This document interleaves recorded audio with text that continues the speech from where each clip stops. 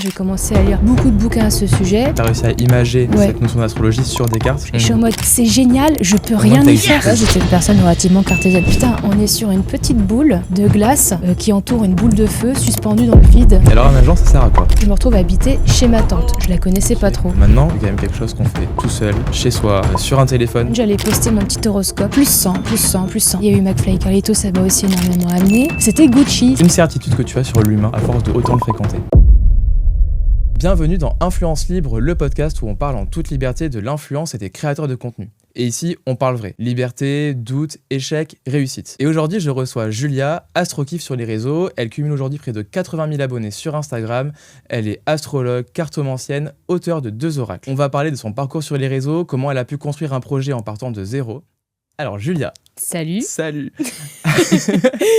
Avant de rentrer dans le vif du sujet, comment tu vas vraiment ? Vraiment, genre Oui. là dans l'immédiat ? Ouais, pas le ça va. Ok, j'ai bu un trop grand matcha et je suis un peu surex, mais ça va. Et toi ? Moi, ça va, j'ai bu un café noir, sans sucre, et ça va.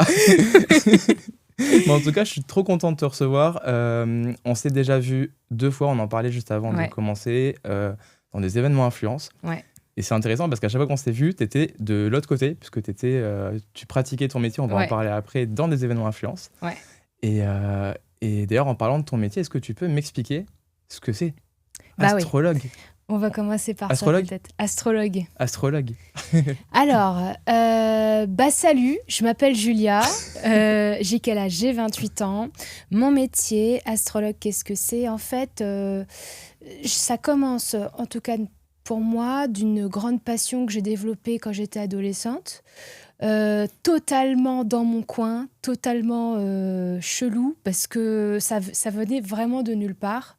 J'étais au collège, j'ai commencé à m'intéresser aux horoscopes, ce genre de choses. Puis j'ai voulu pousser le truc un peu plus loin. J'ai commencé à lire beaucoup de bouquins à ce sujet. Puis énorme retour de situation dans ma life. Mes parents se séparent plus ou moins. Je me retrouve à habiter chez ma tante. Je la connaissais pas trop. Elle me ressemble, elle a le même nez que moi, la même tête, enfin bref. Et moi, je suis en mode, je parle tout le temps d'astrologie et tout. Et puis, elle commence à me corriger quand je fais des erreurs, tout ça. Et moi, je suis en mode, Gide Brie, comment... Enfin, elle s'appelle Brigitte. Et moi, je suis en mode, Gide Brie, comment ça se fait que tu sais tout ça, tout ça. Et puis, elle m'explique qu'en fait, elle est astrologue. Et moi, je suis en mode, oh. Et donc là, à ce moment-là, j'ai environ 17 ans. Puis, je commence à me faire former, on va dire, tous les jours par... ma tante, j'habite chez elle. Mais c'est vraiment, comment dire, à la bonne franquette, quoi. J'ai vraiment une relation de fou avec elle. On a toujours été hyper proches. Et ça, pour moi, c'était le truc qui m'a fait complètement décoller dans ma tête. Quand je dis décoller dans ma tête, c'est que ça m'a permis de voir le monde d'une façon différente, de le comprendre différemment. Et en fait, à ce moment-là, parce que j'étais quand même un peu en crise d'ado, enfin, je sais pas si les gens font des crises d'ado à 17 ans, mais en tout cas, moi, oui. Et en fait, ça m'a permis un petit peu de moins être en colère contre le monde entier, parce que j'avais l'impression de mieux comprendre les gens, les interactions entre les gens, etc. Donc ça, c'est comme ça que ça a commencé pour moi. Après, ce métier, qu'est-ce que c'est ? C'est ce qu'on appelle la lecture du langage des astres. Voilà. Donc, c'est une méthode qui a traversé le temps, vraiment... Je veux dire, ça a commencé déjà en Mésopotamie, ça a traversé l'Antiquité ensuite. Donc c'est très ancien. Alors plus un truc est ancien, plus il est nébuleux, plus il est controversé, plus il y a des écoles différentes et tout machin, tout le monde s'embrouille. Ah non mais c'est pas vrai. Voilà. En gros, c'est fourré de... c'est un gros oursin, quoi, avec plein de petites épines. Mais en soi, c'est une technique ou un art, moi j'appellerais peut-être plutôt ça un art, qui permet de comprendre les dynamiques sociales, comprendre les tempéraments, les caractères. Et c'est basé du coup sur la position des planètes dans le ciel depuis la Terre, c'est-à-dire depuis ce que l'on peut observer depuis la Terre. D'accord. Donc, à un moment T, au moment de la naissance par exemple. Exactement. C'est-à-dire que on va prendre, c'est comme si on prenait une photo du ciel, voilà, au moment de la naissance d'une personne, ou à un événement marquant, par exemple quand on signe un décret, ce genre de choses, ou la création d'une boîte, même des événements politiques, tout ça, tout ce qui peut être marqué dans le temps a ce qu'on appelle un thème astral, qui est donc une photo du ciel, tout simplement. C'est comme si on mettait pause et qu'on regardait un petit peu ce que dit le ciel de ce moment-là. Et donc, c'est aussi comme ça qu'on fait les horoscopes. Que se passe-t-il cette semaine? Paf, on prend une photo du ciel de la semaine et puis on voit, telle planète, elle est là-bas, il se passe ci, il se passe ça, voilà, ce genre de choses. D'accord. C'est une grille de lecture, en fait. C'est une grille de lecture, c'est un art, c'est, comme je l'ai dit, en fait, si on cherche sur Internet, on va voir que l'astrologie, c'est quelque chose qui a plusieurs noms différents. En fait, ça va dépendre des personnes. Vraiment, si tu tapes astrologie, on va te dire pseudoscience. Il y en a qui vont dire art, il y en a qui vont dire religion. Enfin, c'est vraiment le truc le plus nébuleux au monde parce qu'on n'en a pas vraiment la source et personne ne sait trop où foutre ce truc. Voilà. D'accord. Et moi, j'adore Toi, tu ça. le mets où? Moi, je le mets peut-être dans la catégorie... pour moi, c'est un art, en fait. Parce que souvent, quand je le pratique, ou même quand je vois d'autres personnes la pratiquer, je me rends compte que c'est comme si... on parlait de peindre un tableau. On peut tous les deux, imaginons que tu en fasses toi aussi, on peut tous les deux avoir le même thème astral sous les yeux et pas voir exactement la même chose, pas avoir la même manière de le dire, pas avoir la même poésie ou pas en parlant. Je me rappelle d'un compte Insta, mais c'était il y a longtemps et je ne saurais plus comment il s'appelle. À l'époque, peut-être il y a 6-7 ans, c'était un gars ou une meuf, je ne sais même pas, qui lisait des thèmes astro des personnes et qui en faisait des poèmes. Ok. Et voilà, c'est ce genre de truc. On peut faire tellement de choses avec ça. Et c'est pour ça que pour moi, je mets plus ça dans la catégorie art, finalement. D'accord. Voilà. Donc ça, c'est l'astrologie. Et la cartomancie, c'est quoi? La cartomancie, c'est autre chose. Donc là, on est aussi dans une méthode de divination. Alors, je ne l'ai pas précisé, mais pour l'astrologie, forcément, ça en fait partie. Puisqu'il y a tout ce spectre de lecture prévisionnelle de l'avenir. Et ça, c'est aussi ce qu'on va retrouver avec la cartomancie. Donc, tout cet aspect divinatoire. La cartomancie, c'est tout ce qui est autour d'oracles ou de jeux de tarot qui va servir, entre guillemets, à avoir une lecture approfondie d'une situation ou sur une personne, voir ce qu'on peut pas voir à l'œil nu, recevoir des messages de je sais pas trop où, un truc là-haut. En tout cas, c'est un peu ça l'idée. Et puis pareil, c'est encore une fois, les racines sont nébuleuses, ça se transmet de génération en génération. Voilà, c'est encore quelque chose que je trouve hyper à la fois charmant. C'est imbibé de culture, j'aime beaucoup ça. C'est créatif, c'est artistique et en même temps, ça fait flipper. Oui, bien sûr. Complètement. Non, mais c'est vrai. Oui. La personne qui le reçoit, et même, j'imagine, toi. Oui, c'est que ce soit la cartomancie ou l'astrologie, c'est vraiment deux choses dans la vie qui m'ont à la fois apporté autant de questions que de réponses. Parce que ça fait bizarre parfois de lire un thème ou de tirer des cartes, je sais pas, et d'être capable de ressentir ou de voir un truc qui n'est pas censé être... que tu n'es pas censé percevoir pour telle ou telle raison. Donc tu es content parce que tu as eu accès à quelque chose, mais en même temps tu te demandes, mais du coup, comment ça se fait? C'est quoi la vie? C'est quoi le temps? Quel est le sens de tout ça? Comment est-ce que ça se fait qu'on peut être capable de ressentir ou percevoir des choses? Donc ça, c'est là où je dis ça m'a apporté autant de questions que de réponses. Et les racines de tout ça sont quand même occidentales ou on les retrouve un peu partout dans le monde? Parce que tu parlais de différentes cultures. Pour la cartomancie? Ouais, et même l'astrologie d'ailleurs. En fait, pour la cartomancie, je crois que je sais même pas trop. Pour l'astrologie, on en retrouve en tout cas vachement partout. D'ailleurs, il y a beaucoup de courants d'astrologie différents, mais la source initiale, c'était vraiment l'Europe et tout ce qui est l'Orient aussi. La Mésopotamie, on a retrouvé c'était en Allemagne, on a retrouvé des traces dans des grottes, donc vraiment en mode préhistoire, de dessins qui retranscrivent les transits de la Lune. D'accord, ok. En fait, l'astrologie, en soi, c'est l'action d'observer le ciel depuis la Terre. Très clair. Donc on considère que ce genre de petits dessins font partie des prémices de l'astrologie. Pour la cartomancie, en fait, je ne sais pas exactement quelles en sont les sources. J'ai jamais fait de recherche à ce sujet.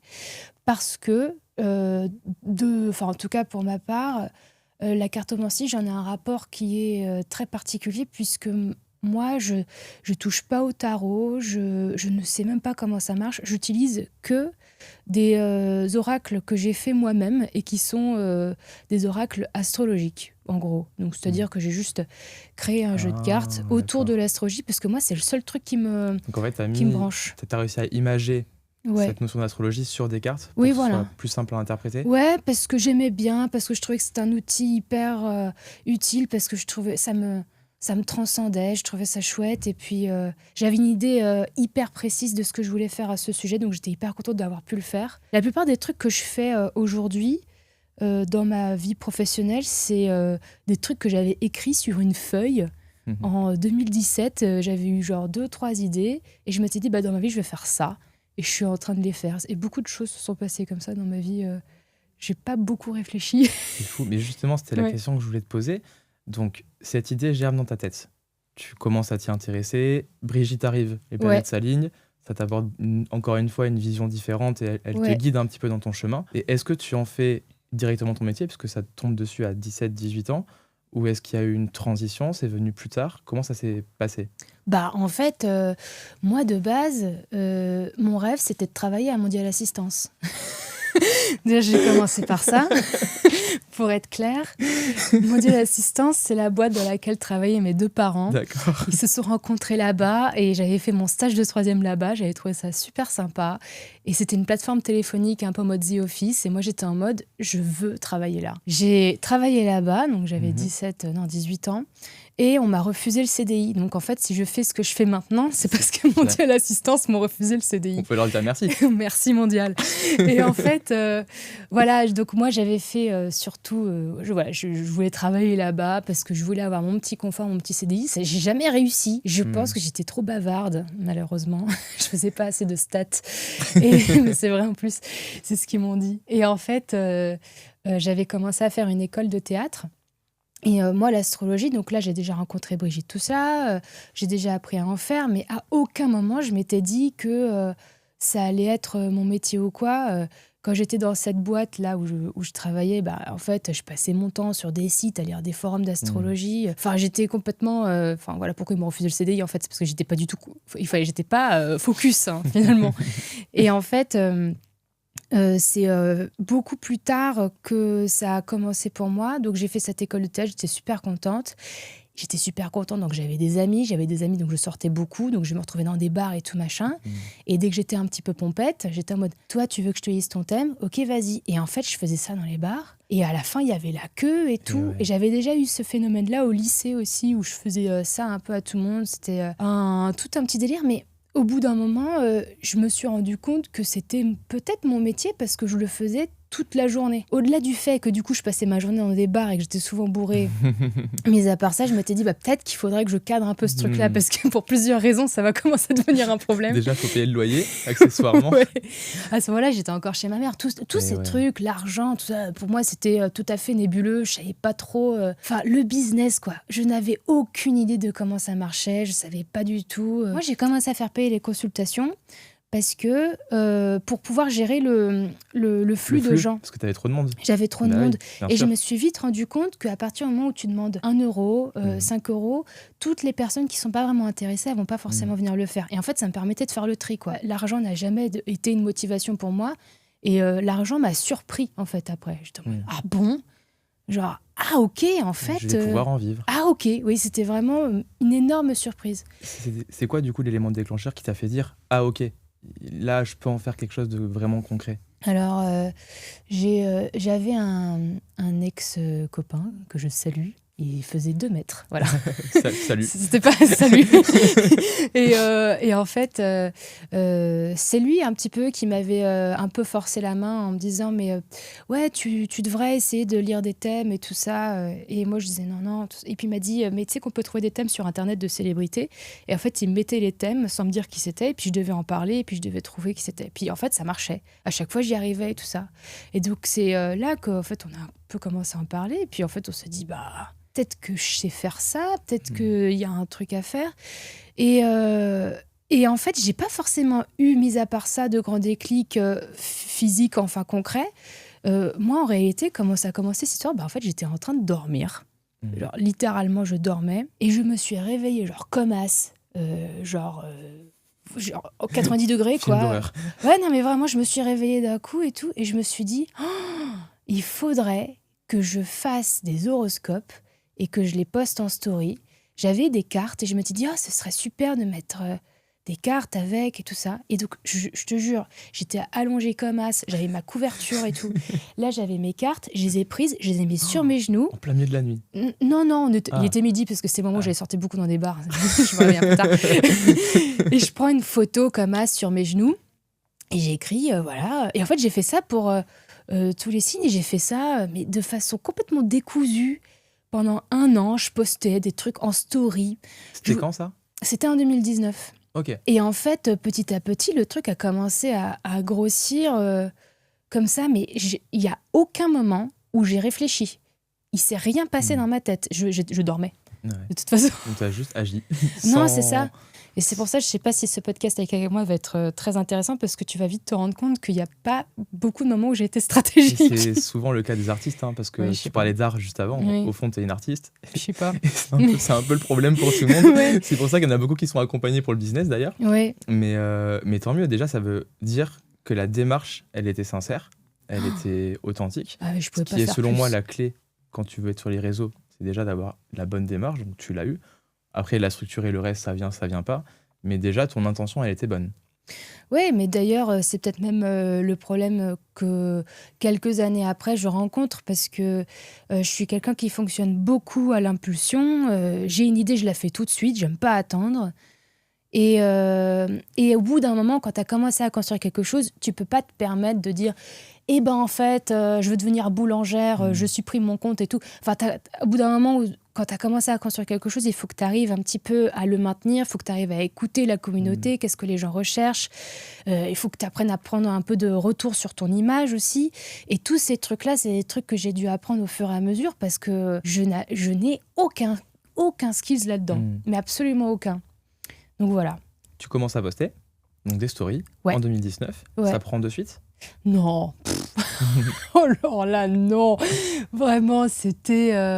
ça prend pas immédiatement, mais c'est la régularité, en fait. Je crois qu'il a été le facteur à ce moment-là qui a fonctionné. C'est que, voilà, j'avais un peu créé ce rituel de tous les lundis, il y a ce rendez-vous. Et je pense qu'au bout de quelques temps, vers la fin de l'année, 2019, là, je me rappelle que j'avais déjà commencé à avoir ma petite communauté. Quand je dis petite communauté, je parle de peut-être 2000 abonnés, quelque chose comme ça.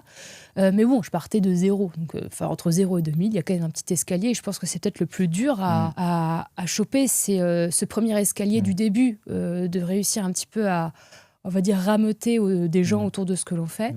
Et puis, les gens ont l'abonnement beaucoup plus difficile quand on a peu d'abonnés que quand on en a beaucoup. Bah ouais. Il y a une espèce de biais cognitif où quand tu tombes sur un compte et que tu vois 500 abonnés, tu te dis « Ah, il n'y a pas grand monde qui suit, donc ça ne doit pas être si intéressant que ça. » Alors que quand tu tombes sur un compte qui a 50K, tu te dis « Ah, s'il y a autant de monde, moi aussi, je peux suivre. » Ouais, c'est ça. Et donc, le début est d'autant plus dur. Ouais, c'est ça. Mais en fait, c'est vrai. C'est horrible parce que je me rends compte que moi aussi, je pense comme ça. C'est... Ça n'a pas de sens. Ça n'a pas de Est-ce sens. que le nombre d'abonnés veut dire que le contenu est plus quali qu'ailleurs ? Pas forcément. Non. Mais ça existe. Mais je pense qu'en tout cas, pour ma part, je suis peut-être arrivée à un moment donné où Instagram aussi était en effervescence. Et c'était peut-être... je pense que ma chance là-dedans, c'est que c'était peut-être plus facile à ce moment-là. Parce que... Alors, peut-être que c'est juste moi, mais je me rappelle pas trop avoir vu beaucoup de comptes Instagram sur l'astrologie à ce moment-là. Après, comme j'ai fait ça très impulsivement, j'ai pas fait d'études de marché ou quoi machin. Moi, j'ai fait mon truc parce que j'avais envie de le faire. Donc peut-être qu'il y en avait, mais en fait, j'étais juste pas forcément au courant. Et peut-être ça a été aussi un début de mouvement sur Internet, en tout cas de cette forme-là, de cette façon-là. Je suis pas forcément en train de dire que j'ai inventé un truc, parce que je pense sincèrement pas du tout. Mais peut-être que j'ai fait partie d'une période où il y a eu une effervescence autour de ça et que j'ai eu le vent en poupe aussi pour ça, je pense. Complètement, mais on a le même âge et je me rappelle qu'il y a 10 ans, à l'inverse, quand on était au lycée, personne ne parlait d'astrologie. Ah non. Maintenant, quand tu rencontres quelqu'un, une des premières questions, c'est quoi le signe astro ? Et direct, ça en parle. Ouais. Donc, c'est vrai que déjà, comment dire, dans la lecture des gens, elle a évolué et pour le coup, c'est devenu quelque chose qui est complètement ancré alors qu'il y a 10 ans. Ouais, c'est beaucoup plus en vogue dans notre génération. Et je sais pas exactement pourquoi. Souvent, on me pose un peu la question sur ça. Comment ça se fait et tout que cette génération? Moi, je me dis, si j'essaye de réfléchir un petit peu au rapport que les gens ont à l'astrologie, c'est qu'il y a une énorme confusion entre religion ou pas religion. La phrase que tout le monde dit, c'est j'y crois ou j'y crois pas. Et moi, à chaque fois, cette phrase, elle me fait un peu tiquer parce que je me dis, croire en quelque chose, ça sous-entend déjà que c'est une croyance ou qu'il faut ou que c'est quelque chose un petit peu de magique, etc. Et c'est vrai que croire, c'est ce qu'on dit quand on parle d'une religion, quand on dit est-ce que je crois en Dieu ou pas. Et il y a une forme de spiritualité forcément là-dedans. Et j'ai toujours eu un peu de mal avec ça parce que pour moi, on n'est pas censé y croire. C'est simplement, pour moi, comme c'est un outil de lecture ou comme ça peut être un art, on peut adhérer ou Oui, pas. est-ce que ça nous parle ou est-ce que ça ne nous parle pas? Ouais, mais en fait, quand je dis ça, c'est que je pense que tout le monde peut le faire, tout le monde peut le pratiquer. C'est comme un alphabet, quoi. C'est pour ça, pour moi, quand on dit y croire, je dis, mais c'est comme si on me disait, mais je ne crois pas à l'alphabet. Je suis en mode, bah, C'est là. ouais.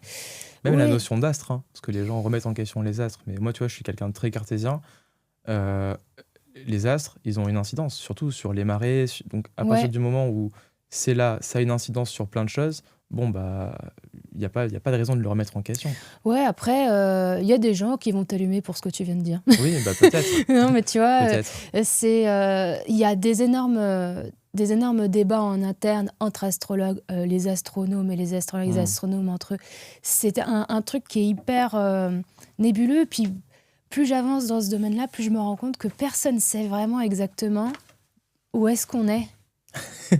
Des fois, tu penses à ça, genre tu es là, tu dézoomes et tu es en mode, putain, on est sur une petite boule de glace qui entoure une boule de feu suspendue dans le vide et on est tous en train de se prendre la tête sur qu'est-ce que c'est autour, est-ce que c'est de l'astrologie, est-ce que je suis en mode, je sais pas, mec, en fait je sais pas, juste bon, en tout cas moi j'ai commencé à lire ces trucs, ça me parle, et après il y a tout cet étendard politique que les gens ont envie de me voir porter, ou en tout cas les gens qui font de l'astrologie, parce qu'on est censé défendre notre pratique et tout. Moi je suis d'accord avec le fait qu'il y a plein de trucs qui sont un peu perchés, qu'on n'a pas des preuves sur absolument tout, et puis il y a beaucoup de débats. Et moi, je suis en mode, ok, bah voilà, c'est ça. Ouais. Et chacun prend ce qu'il a à apprendre. Et puis, ouais, et c'est je pense qu'il n'y a pas de bonne réponse, ou en tout cas, on ne les a pas encore. Voilà. très bien.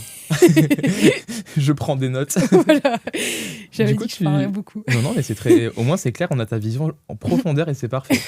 Donc, tu commences à poster tous les lundis, donc j'imagine l'horoscope de la semaine, Ouais. quelque chose comme ça, ok. Donc ça prend au fur et à mesure. Est-ce qu'il y a un moment où ça explose ou est-ce que ça vient très progressivement? Est-ce que tu as fait évoluer aussi tes concepts et ton contenu avec le temps? Comment ça se passe un peu ce chemin sur les réseaux?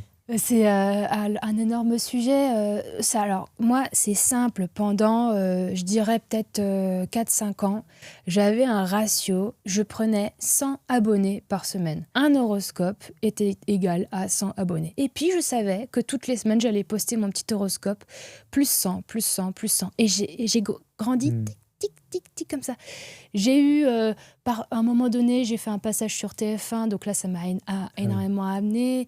Après, il y a eu McFly et Carlito, ça m'a aussi énormément amené. Mais sinon, mis à part des petites bribes comme ça, d'apparitions à gauche, à droite, ça a toujours été comme ça. Et ça a été un travail acharné, parce que mine de rien, je me prenais la tête, et je me prends toujours la tête, à faire ces horoscopes. Je voulais le visuel, ça comme ça. J'ai une obsédée du visuel. Le contenu, d'accord, mais en plus, il fallait que ce soit beau, en tout cas à mon sens. Et je voulais absolument écrire des trucs qui soient super précis. Donc, je faisais des analyses de fou et tout. Donc, c'était un truc qui était extrêmement prenant. Et j'ai essayé de faire évoluer mon format. Alors, je parlais simplement de visuel sans parler de contenu, parce que le contenu est le même. C'est l'horoscope de la semaine, voilà, tous les lundis, avec des cartes. Tous les lundis, voilà, je faisais mon truc. Et en fait, je postais ça à 6h du matin. Donc, à l'époque, il n'y avait pas le truc de programmation sur Insta. Donc, je me levais, hop, je faisais mon petit truc artisanalement, tout ça.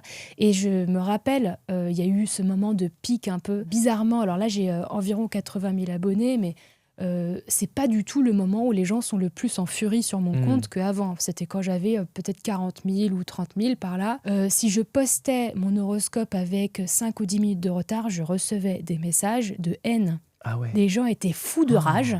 Mais bordel, où est-ce qu'il est l'horoscope ? Et je recevais des commentaires qui disaient « Mais c'est n'importe quoi, qu'est-ce qu'ils font chez AstroKiff ? Ils sont pas du tout sérieux. » Et là, je me suis rendu compte que les gens pensaient C'était un média, le truc. que j'étais une multinationale avec 40 000 Julia qui étaient là comme ça en train d'écrire des horoscopes et tout. Et c'est là que je me suis rendu compte que je me suis dit « Ah ok, en fait, je pense que les gens pensent ça parce que je fournis beaucoup de quantité de façon très régulière et je suis pas du tout... était très pro. Le visuel très pro. était... En tout cas, j'essayais. Je sais pas si... Mais en tout cas, je faisais mon max. Et je pense que j'étais pas du tout visible en tant que personne aussi. Donc, je n'étais que des slides, des textes. Oui. Et donc, je pense que les gens ont un peu un truc de... j'étais pas personnifiée. Et c'est là où je me suis dit, en fait, il faudrait peut-être que j'essaye de changer ça parce que je me sentais de plus en plus enfermée dans ce rôle-là où j'étais une usine. Ouais, j'étais une usine et en fait, je commençais à perdre le goût de ce truc-là. Donc, j'ai essayé des tonnes de trucs. Je le fais par moi maintenant, je le fais en vidéo, je le fais comme ci, je le fais comme ça. À chaque fois, je me faisais allumer par tout le monde parce que je me suis rendu compte que j'avais créé un truc qui avait rendu les gens vachement attachés, quoi. Ils étaient attachés à leur horoscope de telle heure, le lundi et tout, machin. Et ça m'a fait me poser énormément de questions. Pourquoi t'as pas juste gardé l'horoscope du lundi et tenté d'autres formats de temps en temps, mais en gardant la base ? En fait, j'étais absolument surbookée parce que toute l'activité sur Instagram ne m'a jamais rapporté un copec. Et voilà, le moment où, par rapport à ton podcast sur l'influence, ça m'a jamais rien rapporté. J'ai jamais voulu monétiser ce truc-là. Et comme j'étais pas personnifiée, je pense, en tant que personne, je suis pas quelqu'un qui a attiré les marques parce que je n'étais que des slides, en fait. Et en fait, en tout cas, mon métier, ce avec quoi je gagnais ma vie, c'était les consultations. Donc, en fait, je faisais ça. Et puis, mais toute Instagram la semaine, te ramenait du monde pour les consultations. Voilà. Instagram, c'était ma vitrine. Donc en fait, tu l'as pas monétisé comme un créateur de contenu classique. Non. Mais ta visibilité sur Instagram t'a permis quand même de driver des clients, des leads. Ouais. Et puis aussi, du coup, de participer à des événements avec des marques où les marques te rémunèrent pour être sur les événements. Exact, parce que c'est ça en fait. En tout cas, je veux dire, j'ai pas attiré des marques, moi, ma personne. Je me suis pas mise en avant avec des produits, ce genre de choses. Même si j'avais voulu, en fait, on me l'a jamais proposé, donc j'imagine qu'il y a une raison. Et par contre, mon métier... Yves Rocher, ils ont fait une collection astrologie il y a 3-4 ans, ça aurait pu le faire. Yves Rocher. Ouais, en tout cas, pour moi, ça n'a pas été le cas. En tout cas, c'est pas ce qui s'est passé pour moi. Ce qui s'est passé, c'est que, en effet, j'avais commencé à recevoir des propositions pour de l'événementiel. Alors, j'avais une boîte mail à l'époque, mais oh là là, Seigneur, j'étais très désorganisée et je n'ai jamais ouvert cette boîte mail. Et un jour, je l'ouvre parce que j'arrête pas de recevoir des mails d'un truc et tout. Et je vois donc le nom d'une grande maison de luxe qui m'écrit plusieurs fois. Et moi, je suis en mode, mais n'importe quoi. Enfin, c'est un spam. Et en fait, j'ouvre et tout. Et je me dis, mais c'est une arnaque. Alors je me suis dit, tu sais quoi, au pire, réponds. Au pire, il te pirate. Au pire, voilà. Au pire, tu perds toute ta vie. Au pire, je perds toute ma vie, mais qu'est-ce qu'il dit, voilà. Qu'est-ce que je risque ? Qu'est-ce que je risque ? Pas grand-chose. Par la mort, rien. Donc je réponds et ils me disent, voilà, on vous aimerait vous demander de venir à tel événement, combien vous prenez pour le faire ? Moi, je dis un prix, comme ça, genre 3 cacahuètes et demie, je dis. Parce que pour faire un atelier et le proposer aux personnes qui sont présentes à l'événement. Oui, en fait, c'est des événements alors ça peut être des maisons de luxe ou d'autres marques où il y a quelque chose à promouvoir. Ils veulent inviter alors, soit des influenceurs, soit des VIP, soit c'est ouvert à tous et ils ont besoin d'une animation, en fait. Et donc, c'est là qu'on me demande à moi d'intervenir en tant que prestataire. Donc, je suis dans un coin, j'ai ma petite table, mon ordinateur si je lis des thèmes astro ou mes cartes si je tire les cartes. Et voilà, hop, j'enchaîne un petit peu tout le monde. Je fais des prestations relativement courtes. Le but, c'est que ce soit introductif pour la personne à ce genre de pratique et surtout divertissant aussi parce que c'est le cas d'une soirée, etc. Donc il faut quand même être un poil sympa, j'imagine, enfin ça fait partie du truc. Et voilà, et en fait, sauf qu'à ce moment-là, tout ça, j'en sais rien. Et je reçois ce mail et tout, ils me disent ouais, est-ce que tu veux faire ce truc-là? Moi je suis en mode ouais, ok et tout. Et, ok, tu prends combien? Je fais Et après ils me disent bon bah on va t'envoyer une robe pour t'habiller pour la soirée. Moi je suis en mode ah, lol, ok, dac. Ouais. Et en fait, elle arrive vraiment. Là, et là, je suis en mode ah ok, c'était vrai. C'est du sérieux. C'était vrai le truc et tout. T'as le droit de dire à la maison? Bah je sais pas. Moi je m'en fiche. Hein. Bah je le dis. C'était Gucci, c'était la première fois. C'était en 2021, c'était mon premier événement. Et en fait, à partir de ce moment-là, après, j'ai eu toutes les autres maisons de luxe aussi qui m'ont appelé pour le faire. Et voilà, ça s'est rentré dans mon corps de métier aussi à ce moment-là. Donc, c'est là où Instagram m'a permis, on va dire, d'avoir accès à tout ça. Parce que si j'avais pas fait ces horoscopes tous les lundis, tout ça, si j'avais pas accumulé ces 100 abonnés par semaine, semaine après semaine, j'aurais peut-être pas attiré l'attention de ces maisons-là pour pouvoir travailler avec, quoi.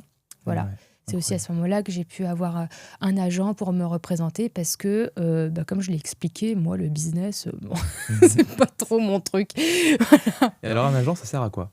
Un agent, moi, je vois ça un petit peu comme un mélange entre un garde du corps et une maman, entre un bulldog et une maman. Sympa, ouais. J'aime bien l'image. On me l'a jamais dit, mais j'aime bien l'image. En tout cas, moi, c'est comme ça que je le vis.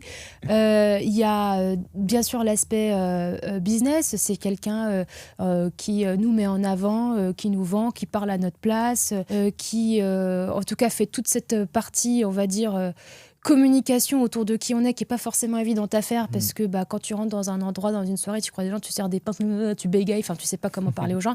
Hop, t'as ton agent qui est là, il est là et puis il a de l'assurance, il connaît tout le monde, il te présente à des personnes, etc. Il négocie tes contrats, c'est quelqu'un qui se bat pour toi et qui te dit parfois de pas faire des trucs aussi. Moi, ça m'est beaucoup arrivé. Mon agent, j'étais en mode on m'a demandé de faire ça. Il me fait reviens ici, je suis en mode ah ok. D'accord.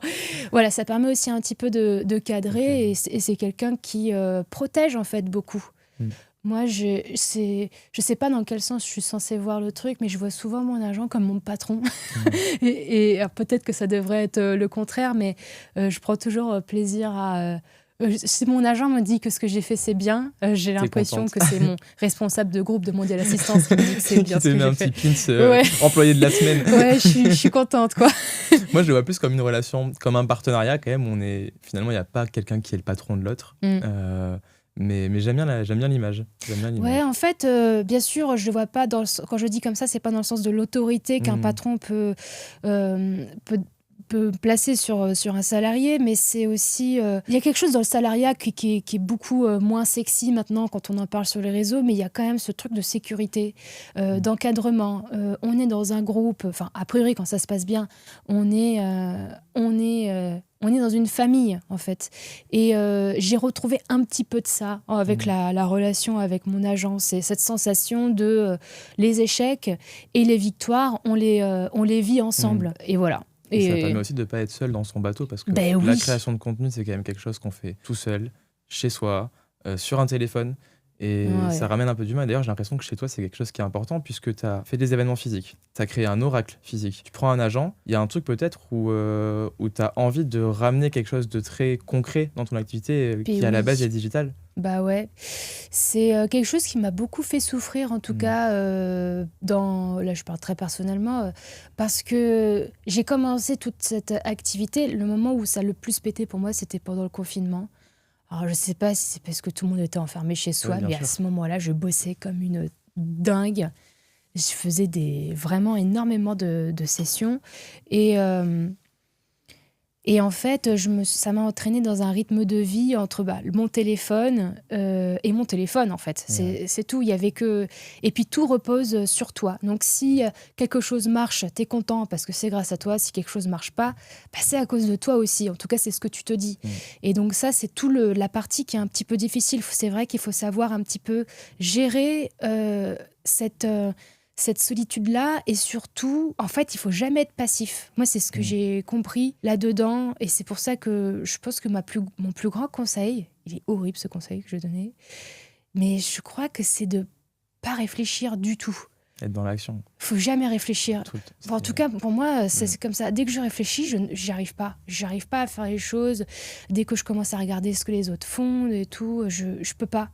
En fait, j'ai l'impression qu'il faut toujours être sur soi. Complètement sur soi. Et c'est tout. Moi, je suis complètement d'accord. Ouais, c'est un conseil que je donne beaucoup dans la création de contenu. Cette notion de overthinking, où les gens ils veulent faire le truc le plus parfait possible. Et au final, à trop attendre, tu fais pas. Et je pense que c'est des personnes comme toi, je le remarque souvent, tu l'as dit, qui d'un coup, bam, t'as une idée, t'as pris ta photo sur tes genoux, t'as posté, tu t'es pas posé de questions et t'as été dans l'action de suite. Et ça, c'est quelque chose qui est revenu chez beaucoup de personnes avec qui j'ai discuté dans l'influence. Cette notion d'être dans l'action et de finalement pas trop se poser de questions, ça change vraiment la donne. Ouais, en fait, c'est la question d'initier, parce que bien sûr, maintenant, j'arrête de prendre des photos sur mes genoux. Évidemment, voilà. Bien sûr. Mais après, il faut peaufiner. Tu fais tout évoluer avec le temps. Ouais, il faut tout. C'est un petit château comme ça qu'il faut construire, mais je pense que la passion, c'est quelque chose contre laquelle on ne peut rien et qui se transmet et qui se ressent. Je pense que c'est peut-être aussi ça qui a fait que mon compte, en tout cas, a marché pendant X temps. Alors, je ne sais pas s'il va continuer à marcher pour toujours, mais si j'avais pas été extrêmement passionnée par ce que je fais, je n'aurais jamais eu la patience de faire tout ça. Parce que c'était quand même... Bon, maintenant, ça va un petit peu mieux, mais c'était quand même un rythme de travail effréné, parce que on est créateur de contenu, on est astrologue, on est aussi comptable, on est aussi DA, on est tout ça en même temps. Et si t'aimes pas ce que tu fais ou t'as le moindre doute, non, c'est pas la peine, tu vas te faire chier pour rien, en fait. Autant prendre un CDI. Horrible, ce conseil, mais... Prenez un CDI. Prenez un CDI. Non, mais en tout cas... non, mais il faut que la passion soit là. Je pense. Ça paraît sous, parce que finalement, il y a la partie émergée de l'iceberg, il y a le contenu, mais tu l'as dit, il y a tout ce qu'il y a derrière, et toutes ces tâches qu'on voit pas, qu'on fait dans l'ombre, qui à la base sont à l'opposé de ce pourquoi on crée du contenu. Si on kiffe pas ce qu'on fait, ça on va pas le faire. Du coup, notre taf, il n'avancera pas. Quand t'aimes ce que tu fais, tu comptes absolument pas. C'est comme quand t'es fou amoureux de quelqu'un, tu passais la nuit au téléphone avec la personne, t'as pas dormi, mais le lendemain t'es super content. Là, c'est la même chose. Il y a cette espèce d'euphorie du travail, parce qu'en fait, t'es en train de faire un truc et tu dis putain, c'est génial. Et puis c'est tout, quoi. Et après, par contre, alors peut-être que je dis ça parce que moi j'ai commencé ça, j'étais jeune, j'étais chez ma mère, j'avais pas de loyer à payer, il y avait aucune conséquence si ça marchait ou si ça marchait pas. Et je pense que peut-être ça peut être aussi une recommandation que je pourrais donner aux personnes. Faut pas forcément penser que les choses se font magiquement, que quand quelqu'un réussit sur Internet, c'est parce qu'il a fait un truc qui est vraiment formidable, etc.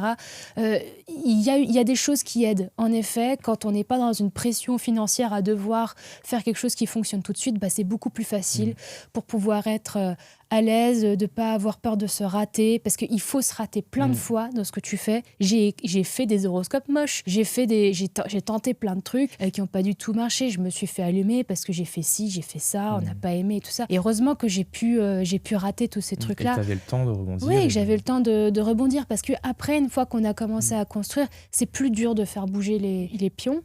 Ouais. Voilà, les c'est cartes ça. du château de cartes. Ouais, c'est ça. Donc faut de la passion, faut essayer de peut-être pas trop penser à de l'argent et à ce que ça peut générer ou pas, et faire les choses la plus simplement possible, quoi. Et puis voilà. Je pense que tout le monde sera ravi de prendre les conseils. Tu disais justement que toi tu aimais ce que tu faisais. Mais il y a aussi des gens qui n'aiment pas ce que tu fais. Je pense à une vidéo que tu as fait il n'y a pas longtemps avec Carlito sur YouTube, qui était là en disant qu'il détestait l'astrologie. Comment tu réagis quand des gens te disent vraiment « moi j'y crois pas, j'aime pas ce que tu fais, c'est de l'arnaque ». Comment tu vois les choses, toi, par rapport à ça? Au tout début, j'avais pris un petit peu la mission de... j'allais dire convertir. Encore une fois, convertir est un mot qui a une connotation religieuse, encore une fois. Non, mais c'est vrai, parce qu'au début, quand j'ai commencé ce truc-là, moi, j'étais tellement passionnée par ça que je me disais, mais je comprends pas pourquoi les gens comprennent pas ce que moi, je pense, je comprends tout ça, bref. Et en fait, au fur et à mesure, je me suis vite rendu compte qu'il faut tout simplement laisser les gens avoir leur avis, Et moi, je me rappelle très bien qu'avant de faire ce que je faisais, je n'aimais pas l'astrologie. Je suis de base. Alors peut-être que je suis moins maintenant, c'est vrai. Mais de base, j'étais une personne relativement cartésienne. Alors quand je dis de base, je parle quand même de quand j'avais 10 ans. Donc c'était quand même... Je sais pas comment on est cartésien quand on a 10 ans. Mais en tout cas, je viens pas d'un milieu ou d'une famille qui a baigné là-dedans. J'ai rencontré ma tante beaucoup plus tard, qui m'a initiée à ça. Mais voilà. Je pense qu'il faut respecter un petit peu tout ça. Et puis après, le problème, c'est que... quand il y a une personne en face de moi qui me dit qu'elle aime pas ce que je fais, ou par exemple, tu as pris l'exemple de Carlito, il y avait ce côté quand même très transparent dans sa démarche. Moi, la prod m'a contacté, ils m'ont tout de suite dit il déteste ça, est-ce que tu veux le faire ou pas? J'ai dit ok. En fait, pour moi, il y a un côté fair play. Je sais très bien comment ça va se passer, je sais où sont ses doutes, je sais où ça va coincer, je sais que je pourrais pas le, entre guillemets, convaincre. Je vais faire de mon mieux, mais voilà. Et ça, pour moi, c'est je fais de mon mieux, après, je peux pas forcément gérer le reste. Mais pour ce qui est des gens sur Internet et tout ça, ça c'est peut-être la partie la plus compliquée, parce que en fait on se rend plus compte quand on a une communauté, c'est qu'on amasse beaucoup de personnes qui pensent comme nous, et donc on se sent finalement un peu plus à l'aise. On sait que j'ai posté mon horoscope, je suis pas stressée de savoir si je vais me faire allumer ou pas par des gens, et puis de temps en temps ça arrive, et c'est quand même une petite douche froide où on se dit ah oui c'est vrai, le monde, la petite claque de réalité. Voilà, le monde est là, il n'y a pas que ma bulle de 10, 20, 30 000 abonnés. Ça fait toujours un petit peu bizarre, et pour moi ça a été très compliqué, parce que j'ai confondu pendant longtemps l'attaque envers l'astrologie versus une attaque envers sur moi. Toi, Julia, bien sûr. Ouais. Et en fait, je m'en suis rendu compte un jour où j'avais fait une interview avec quelqu'un sur une vidéo YouTube, et il y a des commentaires sur l'astrologie. Oui, c'est super. Oh non, c'est pas bien et tout. Et puis il y a quelqu'un qui commente. Elle est super moche, ou un truc du genre. Je sais plus, c'était ça. N'importe quoi, comment elle s'habille, et puis j'aime pas comment elle parle. Et en fait, je te jure, je sais pas pourquoi ce commentaire m'a fait ultra plaisir. Ah, c'est vrai? Je te jure, parce que je me suis rendu compte avec ce commentaire que c'était la première fois de ma vie que j'avais un commentaire qui parlait de moi. Et c'était un commentaire négatif? C'était un commentaire négatif. Super. Mais c'est pas grave. En fait, c'est juste que tout à coup, moi qui ai vécu dans des slides pendant longtemps, où j'étais juste un texte, où j'étais affiliée 100% à l'astrologie, j'avais l'impression d'être la représentante de l'astrologie. Là, tout à coup, il y a un type qui déteste ma tronche. Et je suis en mode, c'est génial, je peux rien y faire. T'existes, du coup. J'existe, mais c'est surtout que je me suis rendu compte que la critique... Là, elle était physique, et en fait, elle est égale à la critique qui peut être sur l'astrologie. En fait, je peux rien y faire. Ce mec me trouve moche. Je peux pas changer ma tête. Okay. Ce mec n'aime pas l'astrologie. Je peux pas faire en sorte que... Et c'est là où je dis que ça m'a fait du bien. Parce que je me suis dit, finalement... tout n'est pas... C'est pas en mission, en fait. Non, en fait. Je suis pas obligée de tout changer pour faire plaisir à un tel ou à un tel, quoi. Donc voilà. En tout cas, je l'ai pris très philosophiquement, ce mauvais commentaire. Tant mieux, parce que tout le monde ne le vit pas aussi bien, et c'est un vrai sujet. Oui, parce que il y a sans doute des personnes qui se font beaucoup attaquer sur leur physique, parce que c'est surtout ça, dans les métiers de l'influence où on est exposé personnellement. Moi, c'est pas mon cas. En fait. Donc c'est peut-être pour ça aussi que ça m'a pas fait... Pour moi, tu te protèges. Si tout le monde me dit que je suis moche sous cette vidéo, peut-être que... On finira par se poser des questions, mais ça devrait pas arriver. On verra. En parlant des gens, tu échanges quand même beaucoup avec ta communauté, tu vois beaucoup de personnes en consultation, donc ton métier est quand même très centré autour de l'humain. Est-ce qu'il y a quelque chose, une certitude que tu as sur l'humain à force de autant le fréquenter? Les gens adorent que l'on parle d'eux, mais moi aussi. Les gens, et ça, c'est... ça tombe bien parce que j'adore m'intéresser aux gens, et j'ai remarqué que parfois les gens viennent me voir parce qu'ils ont une question, parfois parce qu'ils sont tristes, parfois parce qu'ils sont contents, parfois parce qu'ils ont des doutes, mais la plupart du temps les gens ont juste envie d'avoir un moment où ils s'assoient et il y a quelqu'un qui leur parle d'eux à 100%. Et je pense qu'il y a un espace qui se crée là-dedans qu'on n'a pas forcément l'occasion de vivre dans tous les contextes de vie. Avec nos amis, il faut un ping-pong. Avec nos parents, c'est la famille, c'est comme ci, c'est comme ça. Avec le psy, c'est nous qui parlons. Là, c'est y a ce côté où tu es en face de quelqu'un qui va te mettre un tunnel sur toi, sur qui t'es, etc. Je crois que c'est le truc le plus commun, on va dire. Un peu d'égocentrisme? Ouais, mais c'est pas mal. Hein. On n'a pas beaucoup la place de l'être, je trouve. Il y a beaucoup d'injonctions, il y a beaucoup je dois... dans absolument tout. Et avoir une petite heure là comme ça où tu te fais shampouiner comme il faut et tout, ça fait du bien, en fait. En tout cas, moi, quand je vais consulter des personnes qui font mon métier, j'adore. J'adore m'asseoir en face de quelqu'un et être là, allez, vas-y, on voit. Et t'aimerais qu'on le fasse pour toi? Ah bah, bien sûr. Tu vas consulter des fois des astrologues? Oui, bien sûr. Et tu kiffes? Astrologue? Non. Non. En fait, ça va être trop bizarre, mais à part ma tante Brigitte, j'ai jamais vu aucune astrologue. Parce que, alors, vraiment, je pense que je suis dans un gros égo trip par rapport à ça, mais je me dis, bon, je sais un peu comment c'est, j'ai l'habitude de lire mon thème, j'ai pas forcément envie que quelqu'un d'autre me le fasse. Et par contre, moi, j'adore les voyantes. Ah oui. J'adore ça. Je me dis, vas-y. Dis-moi ce qui va se passer. Ah non, mais en fait, même pas forcément dans le côté qu'est-ce qui va se passer, mais j'adore avoir quelqu'un en face de moi qui me cambriole. Moi, c'est l'impression que ça me donne, qui me parle de ton père il est comme ça, ta sœur est comme ça. Je suis en mode, ouais. Je sais pas, j'adore. Je suis en mode vas-y. Je trouve ça génial. C'est trop sympa. J'ai un truc à te proposer. En gros, j'ai 2 rubriques dans le podcast. Ouais. Et la première s'appelle la question d'un proche. Donc en fait, avant l'épisode, j'ai contacté une personne qui est proche de toi. Tu sais pas qui c'est, évidemment. Ah, le move de Scorpion. Gros move de Scorpion. Stalker. Je suis morte. Je suis Scorpion, spoiler alert. Et donc la personne te pose une question, tout simplement. Ok. Et tu dois y répondre. Et donc du coup, la question vient de Théo, ton mari. Ah oui. Waouh. Ouais, je le connais, ouais. C'est bon, tu vois qui c'est? Ouais, je vois qui c'est. Tu visualises Ouais, bien. à peu près, ouais. Et il a une question pour toi. Et tu dois choisir qu'une seule des 2 réponses. Les Beatles ou l'astrologie? Oh, le bâtard. Ah non. Ah. Ok. Il y a un chrono. 3, 2. Les Beatles. Oh waouh, ok. Ouais. Ok. Je commenterai pas plus, j'ai pas les refs, mais... Les Beatles. Moi, quand j'étais petite, je voulais être Beatlesologue. En fait, ça n'existe pas. Mais en fait, je dis les Beatles parce que les Beatles ont été la première chose sur laquelle j'ai placé une obsession. Et s'il n'y avait pas eu les Beatles, je n'aurais pas pu faire ce que j'ai fait avec l'astrologie après. C'est le moment de ma vie où j'ai commencé à justement à comprendre que la passion, c'était quelque chose qui pouvait nous amener super loin. Peut-être qu'un jour, je deviendrai Beatlesologue. Hein. Voilà. Tout est possible maintenant avec les réseaux. Oh ouais. Pourquoi pas? Ouais. Il y aura peut-être moins de monde qui vont te suivre. Ce sera peut-être un peu plus niché, surtout sur notre génération. T'inquiète. Tu sais que tout à l'heure, j'ai fait une ref sur Queen à un mec. Sérieux? C'est en 2003, il a pas eu la ref. Oh non. Il m'a écrit Mama sur WhatsApp. Je lui ai répondu non. Just Kill the Man. Oh Je lui ai dit t'as la ref, il m'a dit non. Voilà. Je lui parle plus jamais. On est d'accord. Mm. La deuxième rubrique, c'est très simple, c'est oui ou non. Ok. Je te pose des questions, tu réponds par oui ou par non. Ok. Si tu veux, je te laisse un joker. Ok. Mais t'en auras pas besoin. Non, vas-y, je je vais pense. répondre à tout. Ok. Est-ce que tu as déjà douté de ce que tu postais? Oui. L'influence peut vraiment changer une vie? Oui. Est-ce que tu lis ton propre horoscope? Non. J'ai pas le droit de commenter. Est-ce que tu as déjà fait une consultation avec quelqu'un et tu t'es dit là, il faut pas que je lui dise? Oui. T'as déjà eu honte de dire que t'étais astrologue? Oui. Et si tu devais tout recommencer, est-ce que tu referais exactement la même chose? Encore plus, je pense. Je ferais la même chose en encore plus. Ok, encore plus d'énergie dans Encore le truc. plus. Encore plus, encore plus, encore plus. Je regrette tous les moments où j'ai douté. Je Parce que regrette ça t'a d'avoir empêché douté. de faire des choses? Ouais, je regrette ça. Hmm. Je referais tout, mais encore plus. Ok, bah trop bien.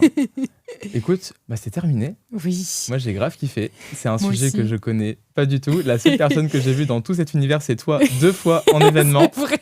Donc, au moins tu m'as apporté une vision beaucoup plus globale du sujet. Et puis c'est quand même cool de faire des parallèles avec les réseaux parce que bah, là je me rends compte, plus le temps passe, que finalement peu importe la passion, elle peut être applicable au réseau. Tout le monde finit par trouver son audience. Donc moi je trouve ça trop cool que finalement il y ait plein de personnes sur plein de sujets différents et que tout le monde kiffe. Ouais. Donc Ouais, je me rappelle d'être tombée sur un compte il y a un mois sur une meuf qui parlait que de fruits et qui mangeait que de fruits et était méga suivie. c'est fou, J'étais en mode, c'est fou. Mais il y a tout. c'est Il y a génial. tout. Des comptes de Lego, des comptes de pêche. Ouais. Il y a des mecs qui font des lives et ils lancent des aimants dans la Seine et ils remontent. Et Mais les tu gens, vois- ils regardent ça, ils attendent de voir s'il se passe un truc et le mec, il partage sa passion, la pêche à l'aimant. Non, mais tu vois, c'est là où je te dis, la passion, ça t'amène où tu veux. Et tu peux être passionné des tailles-crayons, tu vois.